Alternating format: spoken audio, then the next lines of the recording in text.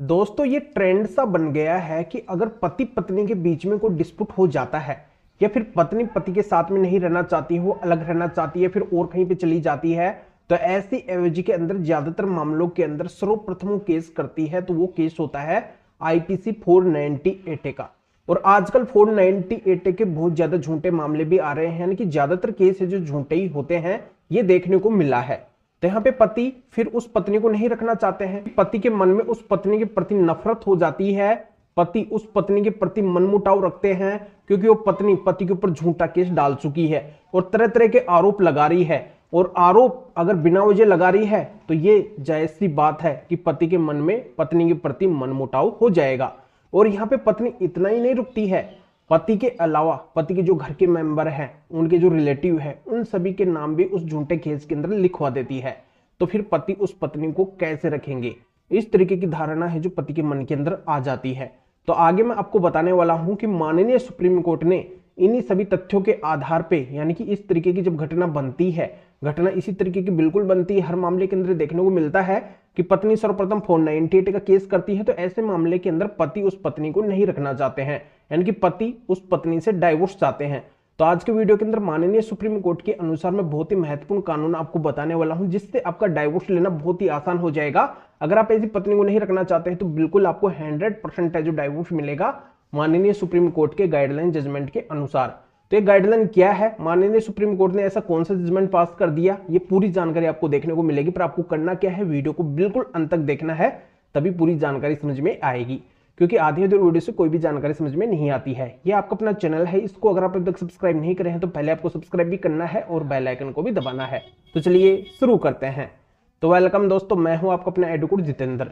दोस्तों इस मामले के अंदर ऐसा होता है जैसे हर मामले के अंदर होता है, पहले दोनों की शादी होती है। तो इस मामले के अंदर दोनों कपल की शादी होती है सन 2005 के अंदर। अब जैसा कि मैं आपको बताया, हर मामले की तरफ पत्नी इस मामले के अंदर भी ऐसा ही करती है कि जब पति से अलग हो जाती है तो पति के ऊपर 498 का केस कर देती है।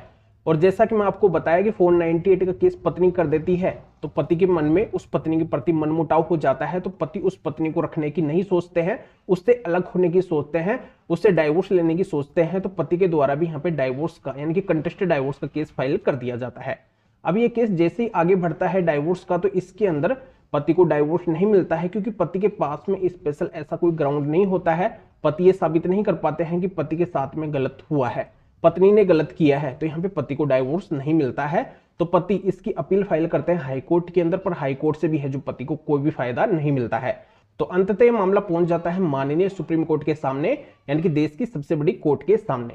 जैसा कि मैं आपको पहले वीडियो के अंदर, कई वीडियो के अंदर बताया हूं कि माननीय सुप्रीम कोर्ट के द्वारा मामले को बहुत ही गहराई से देखा जाता है, बारीकी से देखा जाता है, बहुत ही छानबीन की जाती है और कम समय के अंदर एक बेहतरीन रिजल्ट है जो माननीय सुप्रीम कोर्ट के द्वारा दिया जाता है।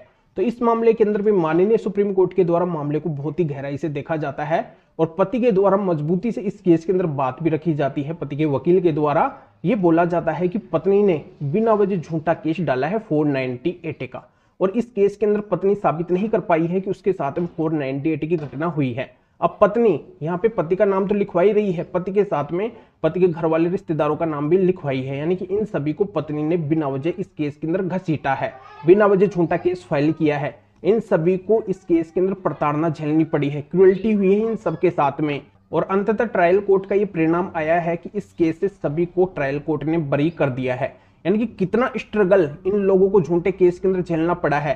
पहले इनके ऊपर एफआईआर हुई है, फिर यहाँ पे पुलिस की प्रताड़ना इन सभी को झेलनी पड़ी है, इन्वेस्टिगेशन हुआ है, चार्जशीट पेश हुई है, ट्रायल इनको फेस करना पड़ा है, फिर जाके ये सारे लोग हैं जो केस से बरी हुए हैं, यानी कि बिना वजह इनका समय और पैसा बर्बाद हुआ है। लोगों के सामने इनको अपमान भी झेलना पड़ा है, क्योंकि लोग यहाँ पे अगर कोई झूठा केस हो जाता है, पुलिस घर तक पहुंचती है, यानी कि कोई एफआईआर हो जाती है, इन्वेस्टिगेशन होता है, तो लोग तरह तरह की बातें बनाते हैं। एक अपमान इन सभी को है जो झेलना पड़ा है, इनकी डिफेमेशन हुई है, मानहानि हुई है, एक इज्जतदार पर्सन है, तो इस तरीके से झूठा केस होना इज्जत के ऊपर भी दाग लगना जैसा होता है। तो यहाँ पे इन सभी के साथ में है जो मेंटल क्रूएल्टी हुई है, तो इस आधार से अगर हस्बैंड डाइवोर्स लेना चाहते हैं तो बिल्कुल हस्बैंड के साथ में जब क्रूएल्टी हुई है तो हस्बैंड को 498 के आधार पर डाइवोर्स मिलना चाहिए। तो यहाँ पे माननीय सुप्रीम कोर्ट के द्वारा बिल्कुल इस बात के ऊपर सहमति जताई जाती है और ये क्लियर कर दिया जाता है कि अगर पत्नी के द्वारा झूठा 498 का केस भी किया गया है और उसके अंदर इस तरीके से बिना वजह प्रताड़ना झेलनी पड़ रही है, तो बिल्कुल यहाँ पे पति इस आधार से डाइवोर्स ले सकते हैं। पति को इसी आधार से इस केस के अंदर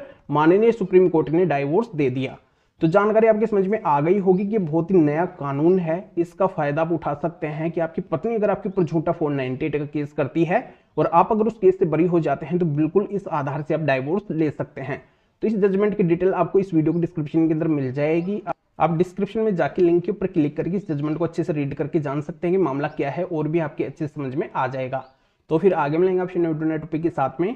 आप सभी का बहुत बहुत धन्यवाद। आपको क्या करना है, वीडियो को लाइक और शेयर जरूर करना है।